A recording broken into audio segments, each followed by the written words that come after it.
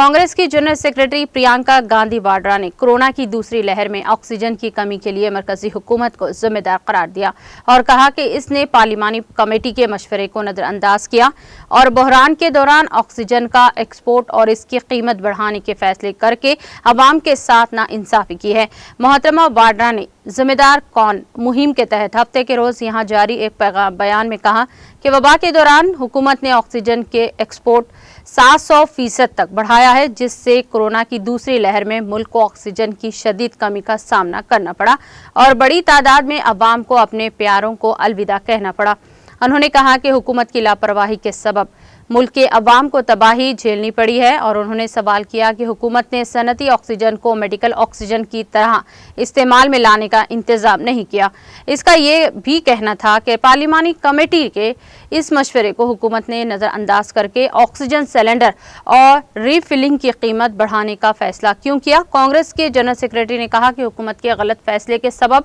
पूरे मुल्क को तमाम हॉस्पिटलों में ऑक्सीजन की कमी से अवाम तड़प रही है और पहली और दूसरी लहर के दरमियान मिले वक्त में मंसूबा बंद ढंग से तैयारी की जाती तो आसानी से ऑक्सीजन की किल्लत और इस हौलनाक वबा को टाला जा सकता है।